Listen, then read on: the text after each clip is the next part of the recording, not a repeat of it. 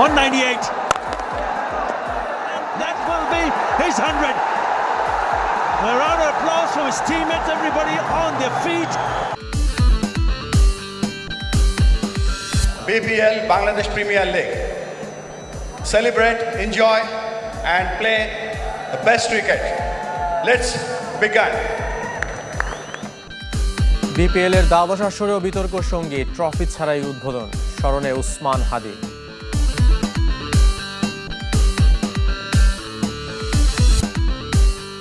BFL এ কাল Bashundhara Abahani big match, শীর্ষস্থান ধরে রাখার চ্যালেঞ্জ কিংসের, ব্যবধান কমাতে চায় আকাশী নীল। শুরুতে বিপিএল এর খবর।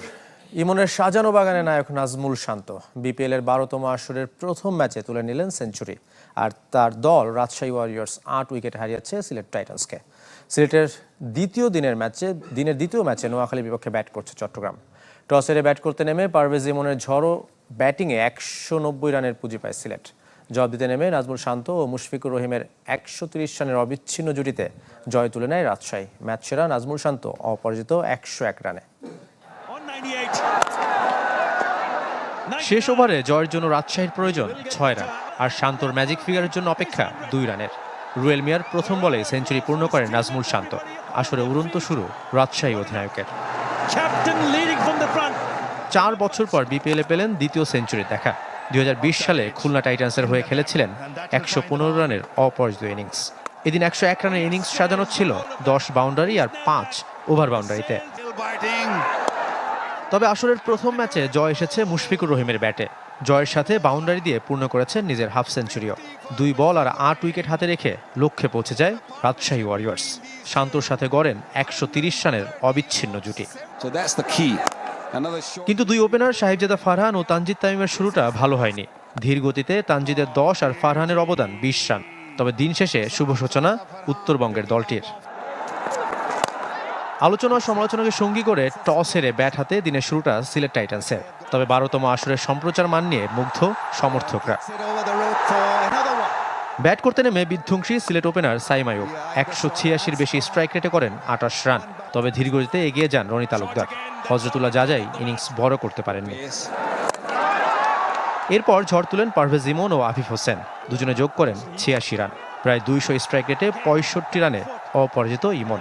33 বলের ইনিংস সাজানো ছিল 5, 6 ও 4 বাউন্ডারিতে। আর আফিফের 33 রানে 5 উইকেটে 190 রানের পুঁজি পায় সিলেট। এদিকে কাল বিপিএল মিশন শুরু করবে ঢাকা ক্যাপিটালস। প্রথম ম্যাচে প্রতিপক্ষ রাজশাহী ওয়ারিয়র্স, যারা ইতিমধ্যে জয় দিয়ে আসর শুরু করেছে। দুপুর 1টায় সিলেট আন্তর্জাতিক স্টেডিয়ামে হবে খেলা।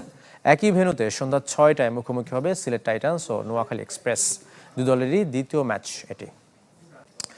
নতুন আসরেও বিতর্ক পিছু ছাড়েনি বিপিএল এর। ট্রফি ছাড়াই হয়েছে দ্বাদশ আসরের উদ্বোধন।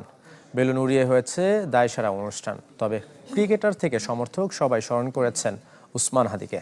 সিলেট থেকে আশিক রুদ্র রিপোর্ট।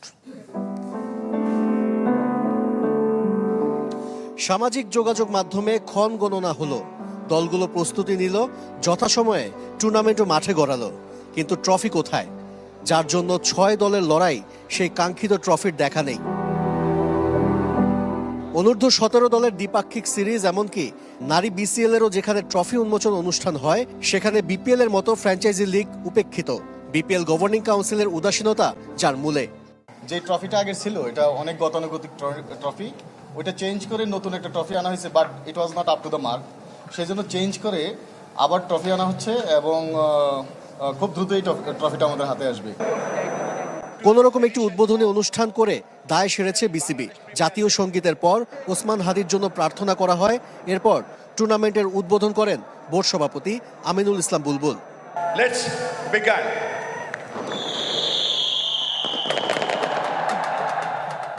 হাজার খানেক বেলুন উড়িয়ে নিজেদের সীমাবদ্ধতা ঢাকার চেষ্টা বিসিবির। 2 ম্যাচের মাঝে নাচ গানের আয়োজন, দর্শকদের বাড়তি বিনোদন। এত সতর্ক থাকার পর নিয়ে জটিলতা গভর্নিং কাউন্সিলের দক্ষতাকে প্রশ্নের মুখে ঠেলে দেয়। যদিও সাখাওয়াত হোসেন মনে করেন, লিগের মাঝপথে এই ঘটনা ঘটলে পরিস্থিতি আরও জটিল হতো। এবার ফুটবলের খবর। বিএফএল কাল বিগ ম্যাচে মুখোমুখি হচ্ছে আবাহনী ও বসুন্ধরা কিংস। ধানমন্ডির জায়ান্টদের লক্ষ্য শিরোপার রেসে টিকে থাকা। আর পয়েন্ট টেবিলের শীর্ষস্থান ধরে রাখতে মরিয়া বসুন্ধরা কিংস। দু দলের ম্যাচ শুরু হবে বিকাল 5:30টায়।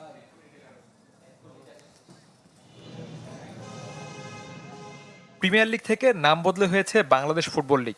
তবে আগে পরে ভাগ্য খুব একটা বদলায়নি আবাহনীর। 7 ম্যাচে 2 জয়, 2 হার, 3 ড্র, 9 পয়েন্ট নিয়ে আছে টেবিলের 5-এ। অধারাবাহিক আকাশ নীলদের অন্যতম কারণ টিম কম্বিনেশন আর ইনজুরি।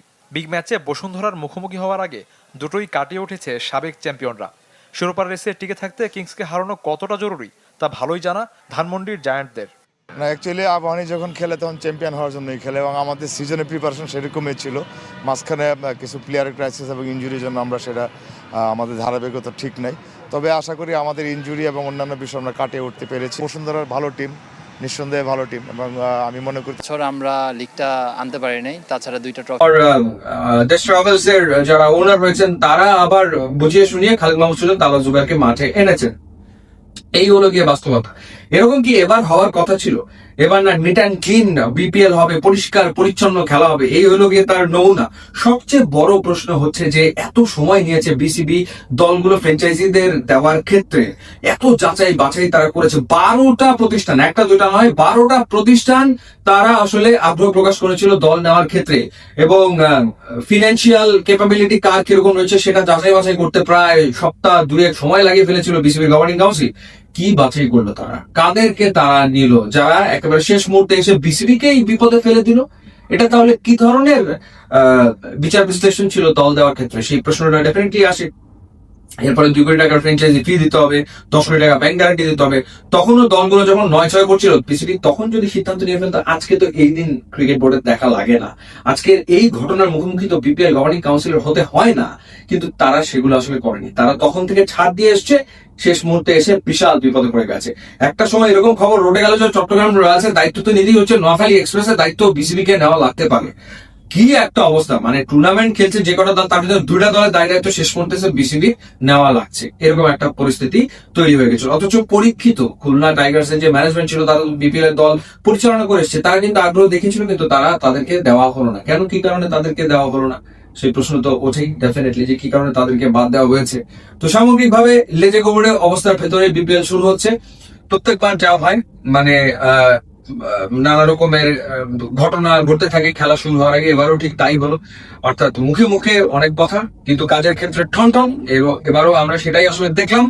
এখন জানি না সামনে আসলে কি নাটক বাকি রয়েছে, তবে মনে হচ্ছে যে নাটক আসলে অনেক দেখা লাগবে। সো লেটস সি কি দাঁড়ায়। যাই হোক, বিপিএল মাঠে গড়াচ্ছে, কিন্তু সেটা যেভাবে শুরু হওয়ার কথা ছিল সেটা আসলে এবারও হলো না। ইউটিউব ইনস্টাগ্রাম লিঙ্ক আছে, আপনারা যুক্ত হলে খুবই খুশি হবেন। Thanks for watching.